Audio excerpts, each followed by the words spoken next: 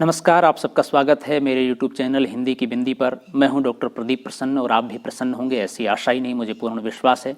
आइए हिंदी भाषा, हिंदी व्याकरण, हिंदी साहित्य में आज नए टॉपिक पर चर्चा करते हैं।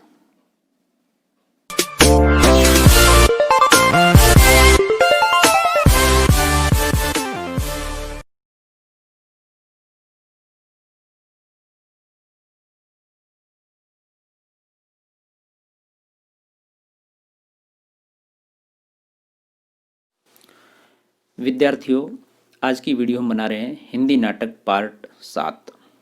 इससे पूर्व में हम लगातार 6 पार्ट हिंदी नाटक की विकास यात्रा के बारे में बना चुके हैं और आप लोगों ने उन्हें देखा है, सराहा है, उसके लिए आपका बहुत बहुत धन्यवाद।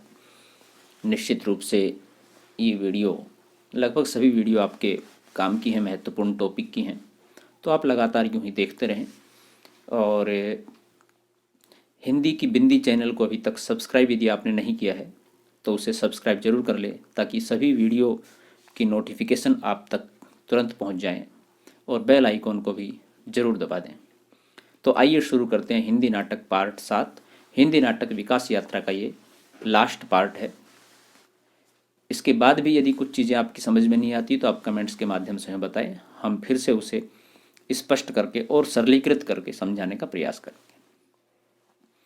स्वतंत्रता के बाद हिंदी नाटक। स्वतंत्रता के बाद हिंदी नाटक ने पाश्चात्य प्रभाव से जो नए आयाम ग्रहण किए, उनकी प्रथम अभिव्यक्ति धर्मवीर भारती के अंधा युग में प्रकट हुई है। पश्चिम में 2 महायुद्धों के बाद नाटक के क्षेत्र में कथ्य और शिल्प के अनेक प्रयोग हुए। इसके साथ ही युद्ध की परिस्थितियों के कारण जीवन मूल्यों में भी जो बड़ा भारी परिवर्तन आया, उसकी अभिव्यक्ति भी नाटक में हुई। भारत में समानांतर सामाजिक परिस्थिति तो नहीं आई, किंतु पश्चिम की विचारधारा का उस पर प्रभाव पड़े बिना न रहा। नई कविता और नई कहानी उससे अनुप्राणित थी ही, हिंदी नाटक को भी उससे एक दिशा मिली। ऐसी स्थिति में आधुनिक भावबोध को उजागर करने का प्रयास हुआ और धर्मवीर भारती, लक्ष्मी नारायण लाल, मोहन राकेश आदि नाटककारों ने उसमें महत्वपूर्ण भूमिका निभाई। डॉक्टर धर्मवीर भारती के अंधा युग 1955 गीति नाटक ने हिंदी गीत नाट्य परंपरा को एक नया मोड़ दिया है। इसमें नाटककार ने महाभारत के युद्ध को अनीति, अमर्यादा और अर्धसत्य से युक्त माना है, इसीलिए उन्होंने इस काल को अंधा युग कहा है। इस नाटक में मिथकीय पद्धति द्वारा विगत और आगत का समन्वय कर निरंतरता में आस्था उत्पन्न करने का सघन प्रयास भारती ने किया है। इसमें अस्तित्ववादी दर्शन की स्पष्ट झलक मिलती है। अंधा युग के अतिरिक्त सुमित्रानंदन पंत के रजत शिखर, शिल्पी और स्वर्ण में संग्रहित गीति नाट्य गिरिजा कुमार माथुर का कल्पांतर, सृष्टि की सांझ और अन्य काव्य नाटक में संग्रहित सिद्धांत कुमार के 5 गीति नाट्य सृष्टि की सांझ, लोह देवता, संघर्ष, विकलांगों का देश और बादली का शाप तथा दुष्यंत कुमार के गीति नाट्य एक कंठ विस्पाई 1963 आदि भी विशेष उल्लेखनीय हैं। डॉक्टर लक्ष्मी नारायण लाल के हैं अंधा कुआं 1955, मादा कैक्टस 1959, 3 आँखों वाली मछली 1960, सुंदर रस, सूखा सरोवर 1960, रक्त कमल 1961, रात रानी 1962, दर्पण 1963, सूर्यमुख 1968, कलंकी, मिस्टर अभिमन्यु 1971, कर्फ्यू 1972 आदि। अंधा कुआं में आर्थिक संघर्ष के कारण उत्पन्न ग्राम्य जीवन के सामाजिक और पारिवारिक द्वंद्व का चित्रण है।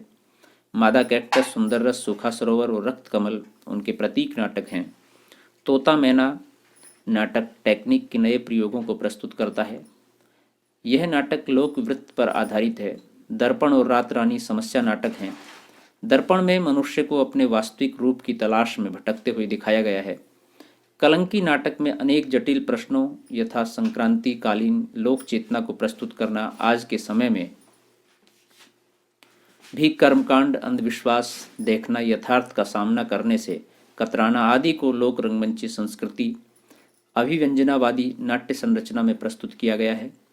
सूर्यमुख में महाभारत युद्ध के बाद की घटना ली गई है। इस नाटक पर अंधायुग और कनुप्रिया की स्पष्ट छाप है। मिस्टर अभिमन्यु और कर्फ्यू आधुनिक जीवन की संवेदना को लेकर लिखे गए विचारोत्तेजक नाटक हैं। डॉक्टर लाल अपने चारों ओर के परिवेश और युग जीवन के प्रति सजग हैं। उनका लक्ष्य समाज की विरूपता को संयम और तर्क के साथ चित्रित कर समाज को बदलते जीवन मूल्यों और नैतिक मानदंडों से अवगत कराना है। हिंदी नाटकों में क्रांतिकारी परिवर्तन लाकर मोहन राकेश ने नए युग की स्थापना की है।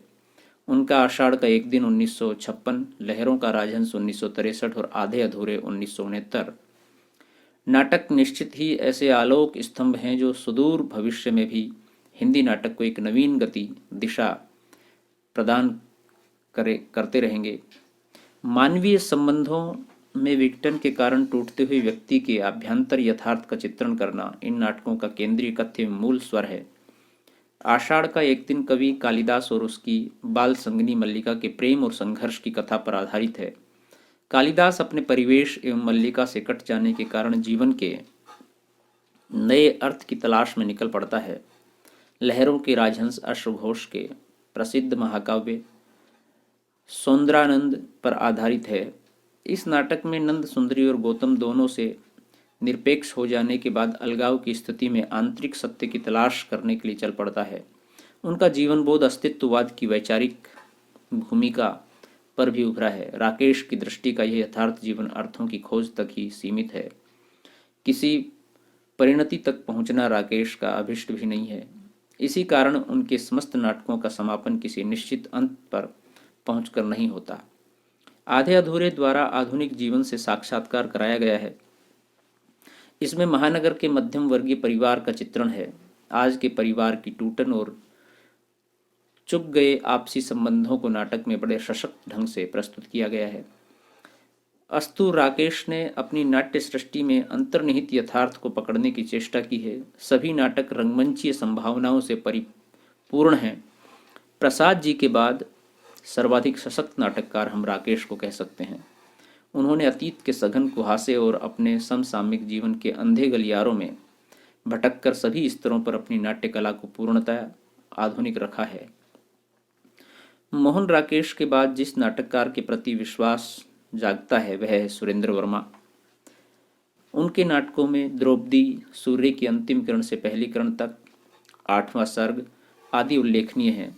प्रथम नाटक में आधुनिक नारी की मनः स्थिति का चित्रण पुराने मिथक प्रतीकों के माध्यम से बड़ी सफलतापूर्वक किया गया है। सूर्य की अंतिम किरण से पहली किरण तक का आधार छद्म इतिहास है, पर इसमें लेखक ने एक पौरुषहीन व्यक्ति के विवाह बंधन में पड़ी नारी की शाश्वत समस्या को आधुनिक भावबोध के साथ उठाने का प्रयास किया है। आठवां सर्ग कालिदास के जीवन और लेखन पर आधारित है और उसका कथ्य लेखकीय स्वातंत्र्य की आधुनिक चेतना को उजागर करता है। व्यवस्था के संदर्भ में समाज एवं व्यक्ति के बाह्य एवं आंतरिक यथार्थ का चित्रण करना नए नाटककारों के नाटकों का केंद्रीय कथ्य लगता है। ब्रजमोहन शाह के त्रिशंकु, ज्ञानदेव अग्निहोत्री के शुतुरमुर्ग, सर्वेश्वर दयाल सक्सेना के बकरी आदि नाटकों में सत्ता के छद्म और पाखंडों का ही पर्दाफाश किया है। अधुनातन नाटककार मुद्रा राक्षस, लक्ष्मीकांत वर्मा, मणि मधुकर, शंकर शेष और भीष्म साहनी भी क्रमशः अपने नाटकों योर्स फेथफुल्ली, तेंदुआ, मरजीवा, रोशनी एक नई है, रसगंधर्व एक और द्रोणाचार्य था, हानुष के माध्यम से इन्हीं प्रश्नों से जूझ रहे हैं।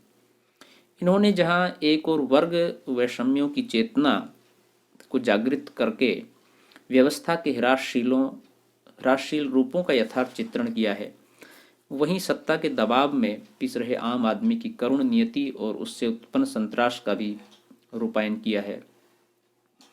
इस तरह नाटक सीधे जिंदगी की शर्तों से जुड़े और उनकी विषमताओं के साथ जूझते व्यक्ति के यंत्रणा उसके भीतर यथार्थ को रंग माध्यम से प्रस्तुत करने का बीड़ा उठाते हैं। बदलाव की चेतना और आकुलता को उजागर करने के सशक्त कथ्य से ही हिंदी के रचनात्मक नाट्य के लिए शुभारंभ की स्थिति मानी जा सकती है। नए नाटककार सत्यदेव दुबे, रमेश उपाध्याय, रामेश्वर प्रेम, शरद जोशी, गिरिराज, सुशील कुमार सिंह, बलराज पंडित, मृदुला गर्ग, सुदर्शन चोपड़ा नए नाटक लिखकर आंतरिक यथार्थ बोध की संपुष्टि में योग दे रहे हैं। अभी हाल ही में कुछ नाटक प्रकाशित हुए हैं, जैसे कि प्रभात कुमार भट्टाचार्य का काठ महल, गंगा प्रसाद विमल का आज नहीं कल, प्रियदर्शी प्रकाश का सभ्य सांप, रमेश बख्शी का वामाचरण, भगवती चरण वर्मा का वसीयत, इंद्रजीत भाटिया का जीवन दंड, सुदर्शन चोपड़ा का काला पहाड़, शिव प्रसाद सिंह का घाटियाँ गूंजती हैं, नरेश मेहता का सुबह के घंटे, ज्ञानदेव अग्निहोत्री का नेफा की एक शाम, अमृत राय की विंदियों की एक झलक, गोविंद चातक का अपने अपने खूंटे, विपिन कुमार अग्रवाल का लोटन, विष्णु प्रभाकर का टगर, सुरेंद्र वर्मा का द्रौपदी और आठवां सर्ग, भीष्म साहनी का कबीरा खड़ा बाजार में, राजेंद्र प्रसाद का प्रतीतियों के बहार और चेहरों का जंगल आदि। इन नाटकों में जो सामान्य प्रवृत्तियां उभर कर आई हैं वे इस प्रकार हैं। आकार में छोटे, वर्तमान जीवन से उनका संबंध, वस्तुवाद का प्राधान्य, अधिकांश मनोवैज्ञानिक और समस्यात्मक रंगमंची संकेतों का बाहुल्य, संकलन त्रयी के पालन की प्रवृत्ति आदि। इनमें से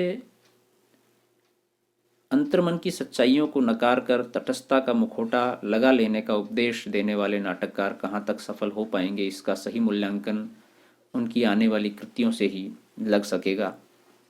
किसी भी रचना की संपूर्णता कथ्य और शिल्प के समानुपातिक कलात्मक संयोजन में निहित रहती है। हिंदी नाटकों में इन दोनों तत्वों के बीच तालमेल की स्थिति पर यदि विचार किया जाए तो हिंदी के बहुत कम नाटक इस स्तर तक ऊंचे उठ पाते हैं। जब तक रंग जगत में वे सफल नहीं होते उन्हें अर्थवान साबित नहीं किया जा सकता। यह एक सुखद संयोग है कि हिंदी रंगमंच व्यापक स्तर पर राष्ट्रीय रंगमंच की भूमिका में क्रियाशील है। आज के हिंदी नाटकों की उपलब्धि पर विचार किया जाए तो यह निष्कर्ष निकलता है कि हिंदी नाटक ने अपनी निरर्थकता और कलाहीनता के घेरे को तोड़कर उल्लेखनीय सृजनात्मकता प्राप्त करने की दिशा में कदम बढ़ाया है और अब नाट्य लेखन केवल सतही सामाजिक उपदेश परकता के आसपास चक्कर नहीं काटता, बल्कि गहरी या मूलभूत मानवीय अनुभूति या स्थितियों का संधान करता है। इन नाटकों की सबसे बड़ी विशेषता यह है कि वे जीवन और समाज की विसंगतियों को उभारते हैं। पीड़ा, संत्रास और अजनबीपन के बीच आज के मानव की दयनीय नियति को रेखांकित करते हैं। स्वतंत्रता के बाद नाटक आधुनिक युगबोध के साथ ही जुड़ता नहीं दिखाई देता, वरन रंग शिल्प के प्रति अधिक जागरूक भी हो गया है।